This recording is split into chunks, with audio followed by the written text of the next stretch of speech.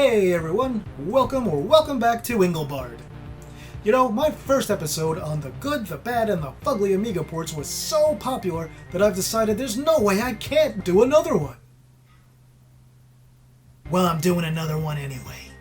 But if you missed out on the first episode of the good, the bad, and the fugly Amiga arcade ports, and you probably did, here's what it's all about.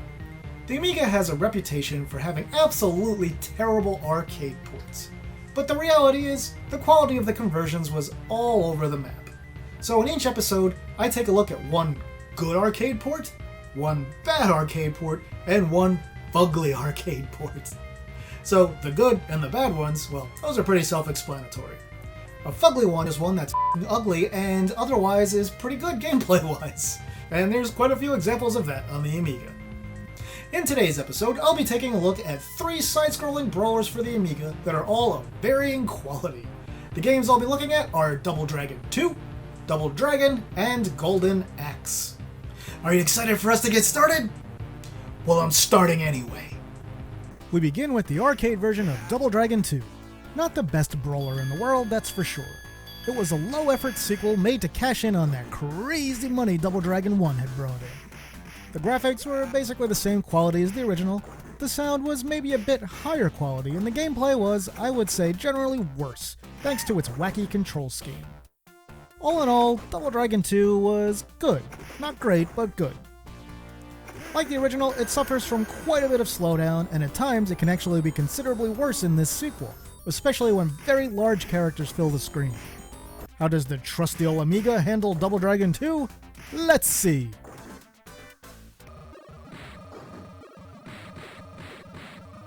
Now here's the Amiga version.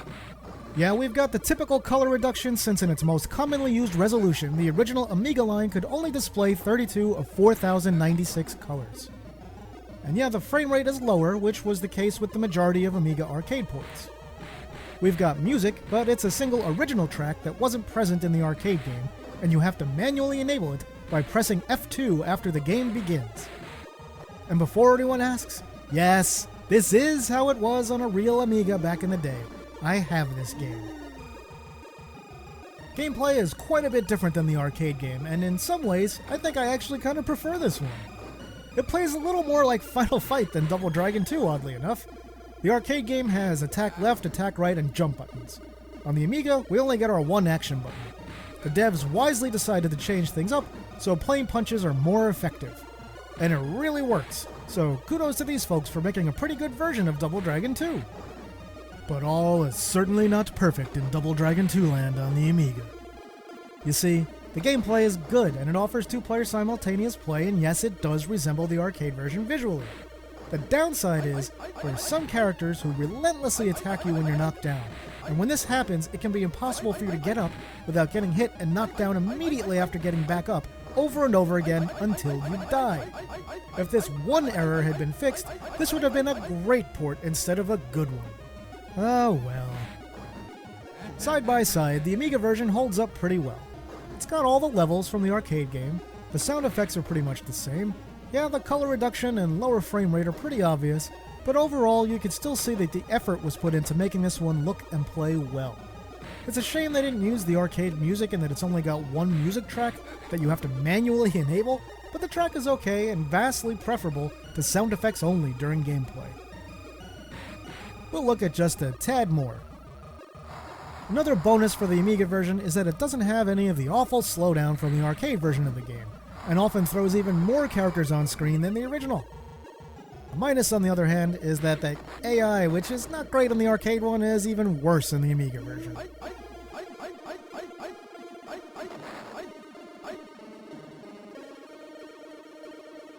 So starting off with a pretty good version of Double Dragon 2 on the Amiga sure is encouraging, isn't it?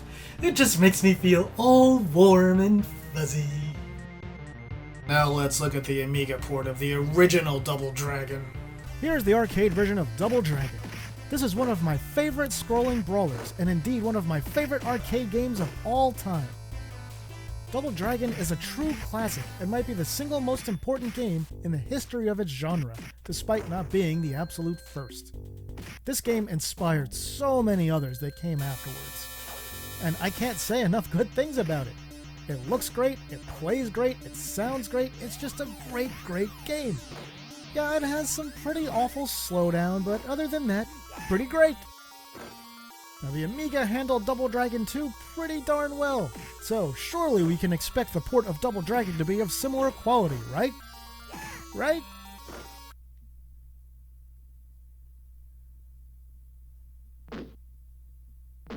Is this a joke? You almost got me. What? It's real? What the f***? Welcome to the game that tried to ruin my early teenage gaming life. Double Dragon may be the worst arcade port in the history of Amiga arcade ports, and that's really saying something. I mean, there's no reason to mince words here. The Amiga version of Double Dragon is absolute garbage. I know people put hard work, well, at least work, into making this, but it's just so bad. On the plus side, the backgrounds are kind of okay. Good job. Everything else is shit. The characters look absolutely awful. You've basically got 4 characters, a normal-sized guy, a girl, a Bobo, and Willy. All normal-sized guys look exactly the same, they're just palette swaps. And every character looks god-awful.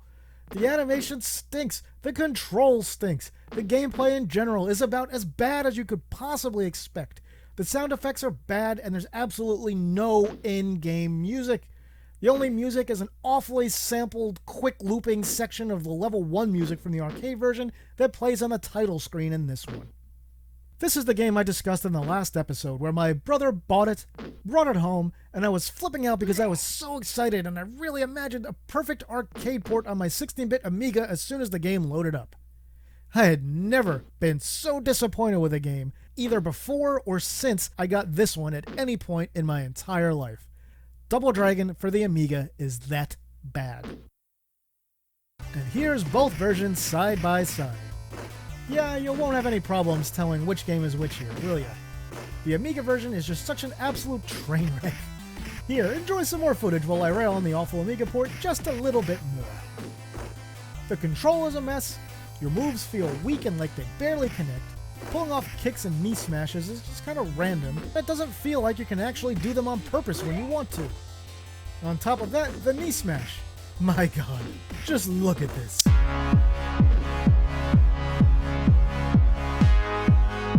Okay, I'm done subjecting you to this. Let Amiga Double Dragon only live on in your nightmares from this point forward. If I was given the choice to climb to the top of a 10-story building and jump off face first into the concrete, or play 5 minutes of Double Dragon, I'd probably be looking for the nearest 10-story building. Double Dragon on the Amiga is such a bad port that it makes you never want to see another Amiga game as long as you live. Let's see another Amiga game. This time we're going to take a look at Golden Axe. Alright, here's Golden Axe, Sega's famous System 16 sword and sorcery brawler. I'm not going to linger too long on it, it's Golden Axe. Everyone knows this game, right? Pick one of 3 characters, cut down your foes with extreme prejudice, and use magic when you can.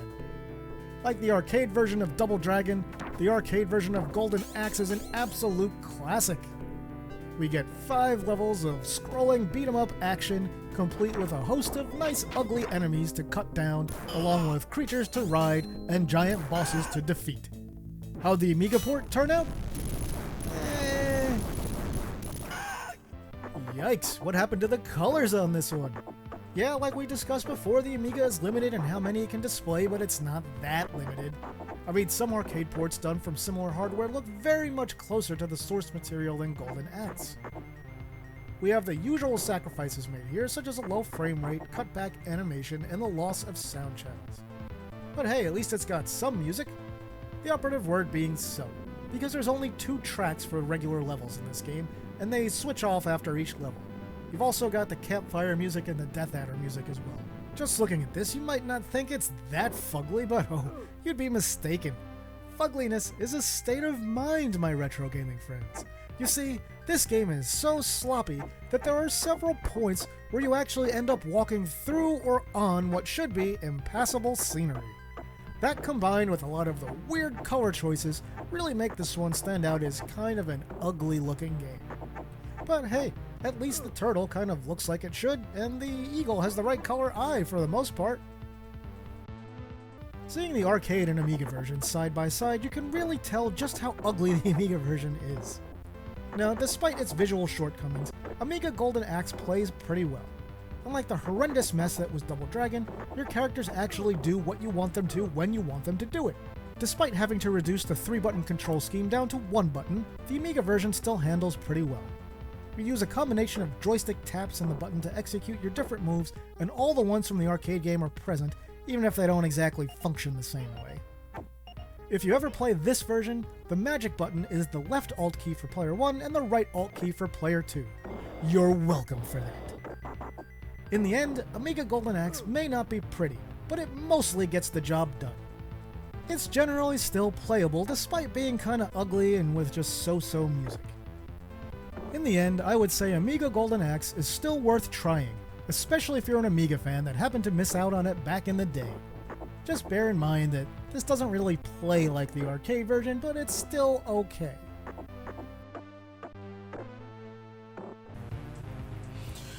Okay. Alright, we made it through another one. Everything's gonna be okay. So what have we seen today? We saw one good port in Double Dragon 2, which could have really been great if they had just tweaked the AI a little bit and added in the arcade game's soundtrack. We saw one terrible port in the original Double Dragon to the Amiga that has absolutely no redeeming qualities. And then we saw the Amiga port of Golden Axe, which is a little rough on the ears and the eyes, but gameplay-wise is kind of okay, even if it's not exactly like the arcade game. So I think I've once again proven that the quality of arcade ports on the Amiga covered the complete spectrum from awful to amazing. So that's going to just about do it for this episode, my retro gaming friends. Now, I have enough material for about 15 episodes of this series already planned, but if there's a game that you want to see covered, go ahead and let me know in the comments. And I'll let you know if it's already being planned, or if that I might include it because of your suggestion in a future episode. With that, I will say thanks for watching, and see me later.